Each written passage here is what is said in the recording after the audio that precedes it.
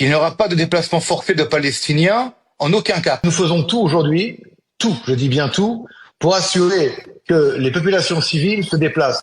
Nous ne voulons pas, malgré la propagande du Hamas, que des civils palestiniens soient pris dans les combats. Nous ne le voulons pas, en aucun cas. Qui utilisent leur propre population comme bouclier humain. Ils utilisent des mosquées, des écoles, des centres de l'ONU, dans des mosquées, qui sont dans des écoles, qui sont dans des centres de l'ONU, je répète, dans des hôpitaux. L'hôpital de Shifa n'a pas été bombardé, n'a pas été ciblé.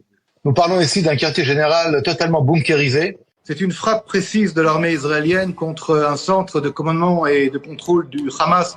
Et l'opération qui a eu lieu est une opération précise selon un renseignement extrêmement sophistiqué. Frappes précises qui ont été le résultat d'un renseignement ultra précis, je dirais tactique et micro-tactique. Nous n'avons pas ici en aucun cas voulu frapper un site civil. Je ne sais pas s'il n'y avait pas de civils, en tout cas c'est pas le but de l'opération. On montre aujourd'hui au monde, qui parfois a des doutes, que l'hôpital Al-Shifa à Gaza est effectivement l'épicentre, le centre névralgique de l'activité du Hamas. L'armée israélienne est une armée intelligente. Si les otages sont libérés, n'est-ce pas, sont libérés, et que le Hamas dépose les armes et cesse de faire la guerre à Israël, la guerre s'arrête. Pour gagner ce type de guerre, c'est pas seulement en demandant au Hamas de rendre les armes ou de mettre le drapeau blanc. Ils ne le feront pas.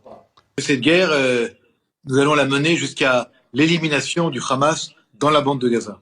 Nous faisons aujourd'hui ce que nous devons faire avec, je l'espère, le soutien de nos amis.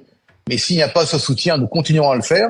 Il n'y a pas ni de génocide, il n'y a pas d'épuration ethnique, il n'y a pas de famine à Gaza. Bonjour Olivier Rafovitch, merci d'être avec nous en direct. Vous êtes le porte-parole de Tsahal pour la presse française. J'ai eu le plaisir de vous interroger quand j'étais à Tel Aviv. Bonsoir et merci de m'inviter sur le plateau de BFM TV ce soir.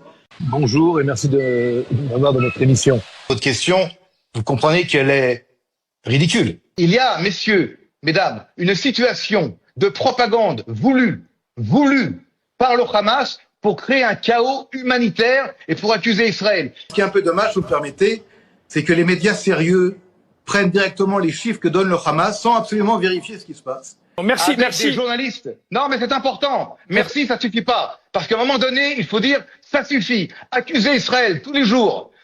Publier des photos mensongères tous les jours. Et toutes les photos qui sortent de Gaza aujourd'hui, qui sont distribuées par des journalistes, souvent d'agences de presse, malheureusement, je ne veux pas citer leurs noms pour ne pas créer ici de problématiques, mais j'ai les noms. Votre chaîne fait du travail excellent par rapport à la présentation du conflit des deux côtés.